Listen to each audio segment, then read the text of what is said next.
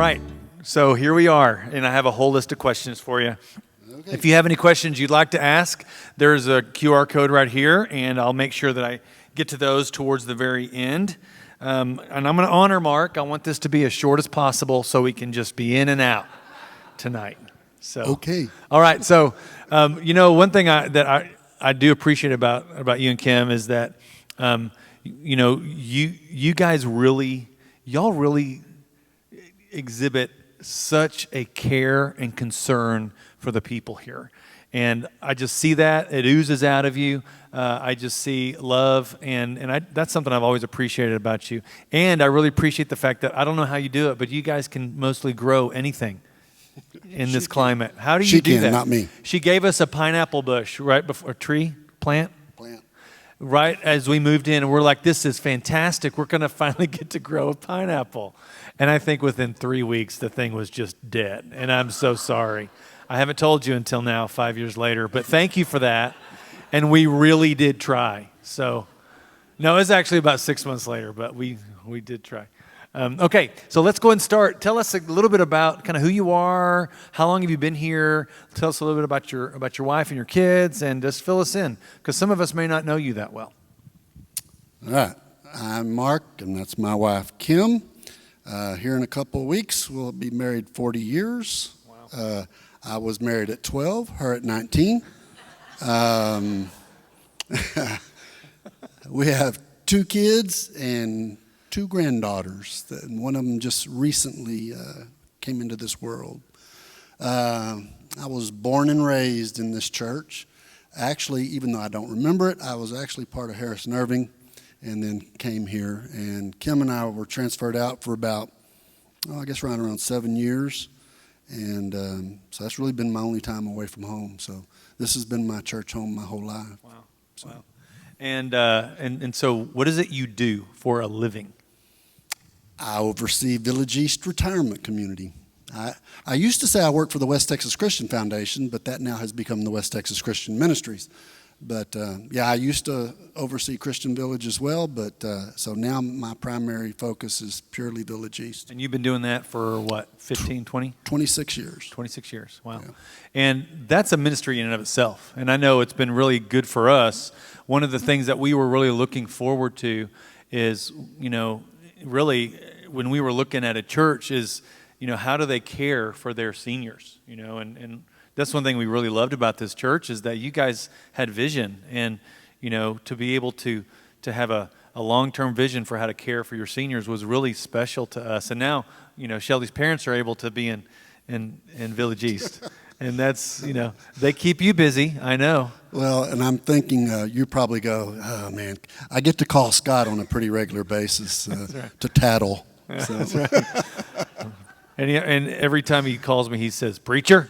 Yeah, what is it? But that's great. So, through that, you used to just be Johnson Street people way back when, right? No, it's always been open to anybody. Which is great. So you see a lot of different types of people. You see, I know that there's always an apartment coming open and one being filled, and not apartment. I'm sorry, homes. A home being opened up, yeah. and it's a home. That's right. Don and Karen and Ed and the others. And they're nice too. Yeah. I'm kind of biased, but yes, they're nice homes. So that's what you do for a living, and you've been here for a long time. You used to be a deacon way back when, and now you're an elder, and you've been an elder for how long? 8 years. 8 years. So why? Why an elder? Yeah. I thought about this question as I've heard it through this basic question, kind of go through all the rest of the guys. The number one reason is because Royce Smith came to my office and said, you're fixing to be probably nominated as an elder, and you can't say no. That's a true story. And so that weighed heavily on me, and Royce and I visited, and Royce was the president of the West Texas Christian Foundation for many years, so he used to have to be at my office quite a bit. But that was truly what kind of began the journey. And then, like everybody else and what everybody else has said, I believe that when I deemed myself not worthy, I kept thinking, well, I don't think the position would have been open to me, so to speak, if God hadn't said, I'm choosing you. And so that's how I looked at it.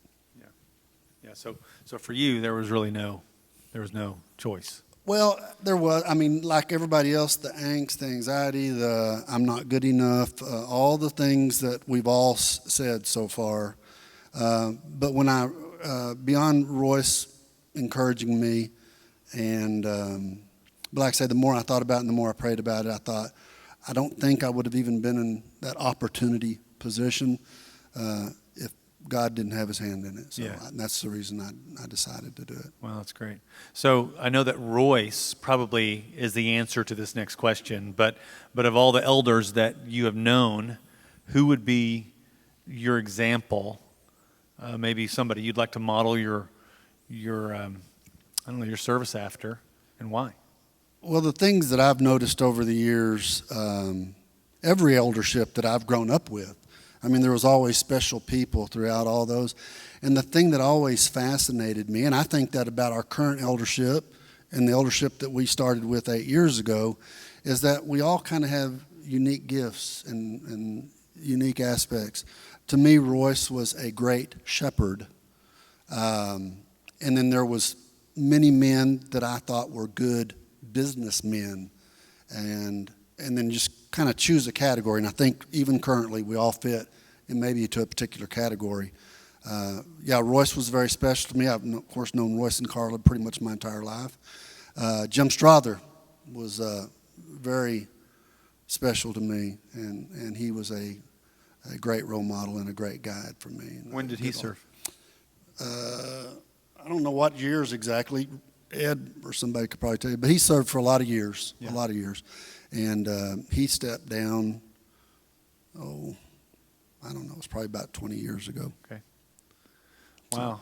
So yeah, very important. Well, whenever you grew up in this community, and I'm sure you were probably like a choir boy, probably no problems at all. Perfect kid.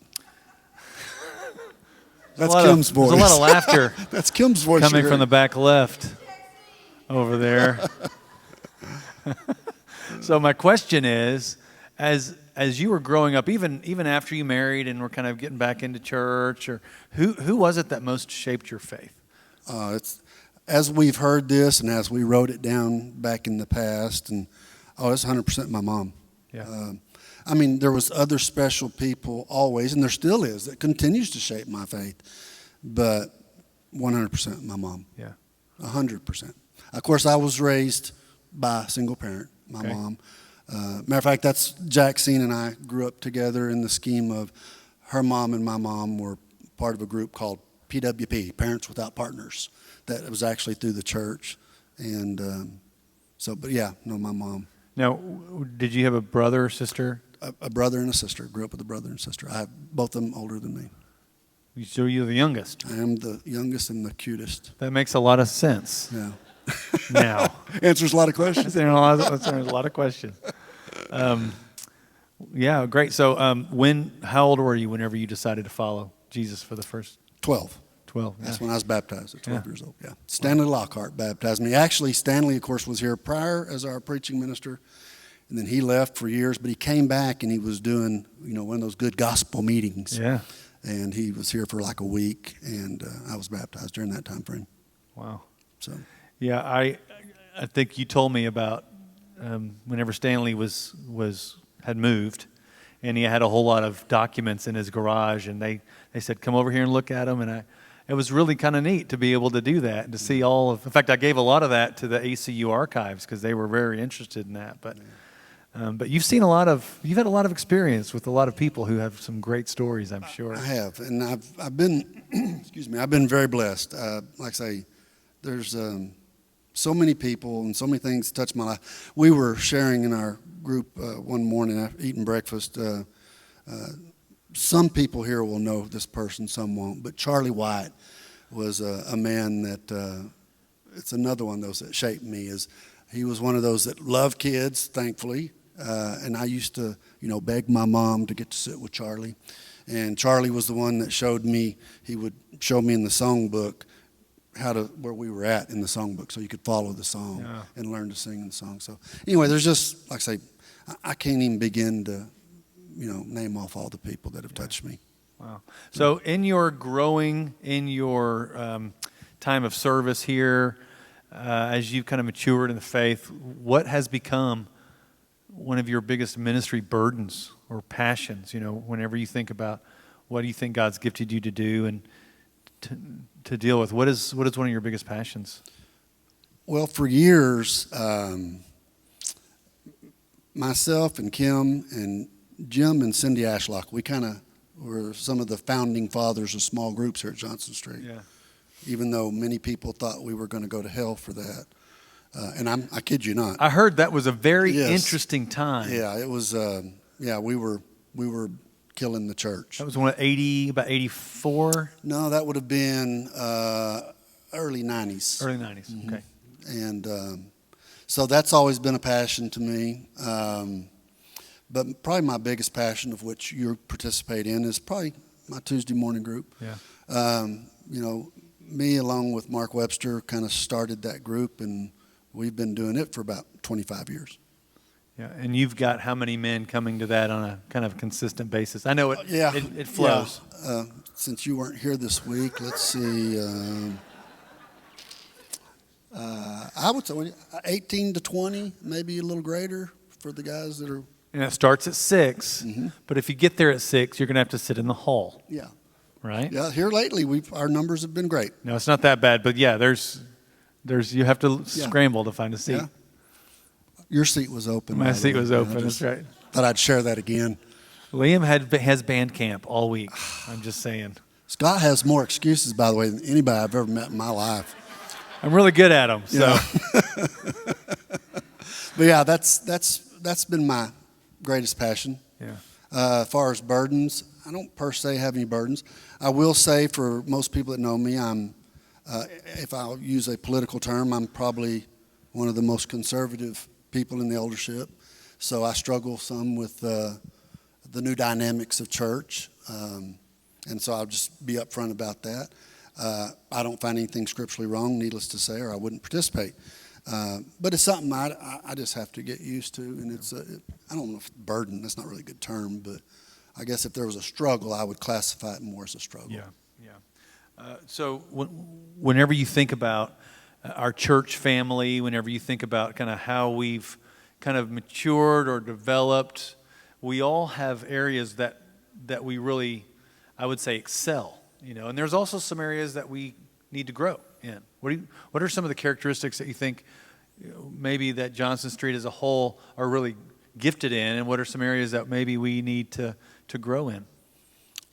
I think the thing, if you can say as such, I think the thing I'm most proud about is if I talk to people in the community is I thankfully don't know of anybody that goes, ooh, Johnson Street, I went over there one time. No, I think we excel at being a loving family. And one of my goals has always been, this has been my goal for years, and all y'all know that I tend to stand outside that front door every Sunday. No one's ever asked me to do it. I choose to do it because my greatest fear has always been someone's going to come to Johnson Street and they go, no one talked to me. Yeah. I mean, we've all heard those stories, or maybe we've actually been to another congregation visiting and no one talked to you. So that's one of my things. It's a passion for me. Right. That's why I do it week in and week out, because I want to try to at least address everybody that comes through that door. So do you think that that's an area that we're good at, or that we need to maybe grow in? Oh, no, I think we're good. I think we're all guilty of, especially when you get into a larger congregation, you're kind of afraid to approach somebody because you think, oh, maybe they've actually been here for 20 years and I don't want to say something. But I always tell people, I said, you can stick out your hand and say hi. And so, that's to me is a challenge for all of us, is that whether you know that person or not, whether they've been here forever and you didn't realize they worshiped here, it doesn't take much to reach out to somebody. Yeah, so. On Easter Sunday, I did that. I saw a couple and I said, hey, so glad to see you. I'm Scott. And they said, oh, we've met. And I hate when that happens. And I'm like, oh, I'm so sorry. When did we meet? Last Easter. Oh, so sorry. Should have remembered. Yeah, just a year. Hey. But it is true. It is true that if we were just to come into this room, even Wednesday nights, Sunday mornings, Sunday nights, whenever we're here, if we walk into the room knowing that at least, we're going to have our head up and our eyes open, looking for people just to say hello, to make eye contact. Yeah. And if you think, usually when I come up as elder of the day, that's one of the things I try to even impress every time I get up here is look around you. Reach out to somebody. I really believe that. I'll just share with you a quick story. I actually enjoy this story. When Kim and I were living in Georgia, we were, of course, this was back pre-GPS. You had to look everything on a map, and we were trying to find churches of Christ. And believe it or not, there in the Atlanta area, Baptist church is king. And they're probably, at that time, I want to say there was like 3.5 million people or something like that. There was like 4 churches of Christ that we had to search for, get in the phone book. But we found one Sunday, and we went down. It was a little A-frame church like you'd see in a movie. Mm-hmm. And the little old double doors where you've got the single aisle right down the middle. And so we're checking to make sure we're there at the right time and all that. And setting-wise, it was gorgeous. The giant trees just kind of enveloped this whole area. But we opened the door, and then like everybody turns and looks at us. Okay, so that was kind of freaked out a little bit. So we continue on, and then kind of like I was talking about a minute ago. So I think that was either you had to be related to somebody in order to be there kind of church. And at the end of the service, other than the preacher, that was the only people that talked to us. And there was probably not 75 people in the church. Yeah. So anyway, I don't want that for us. Right. When you pray for Johnson Street, mm-hmm. What do you usually pray for? Well, I pray for wisdom for me and guidance for all of us, and for growing pains and things that the struggles, the people that I guess here lately my greatest prayer has been for the people that we're all aware of that we used to see week in, week out that we no longer see. Where are you, and why aren't you here? And I've actually made a lot of calls to these people, and a lot of them are still fearful of COVID, and a lot of them have other issues. But that's been my prayer is that we get these same people when we were 700-800 people every Sunday, get them people back in church. Yeah, it's just different. It's different.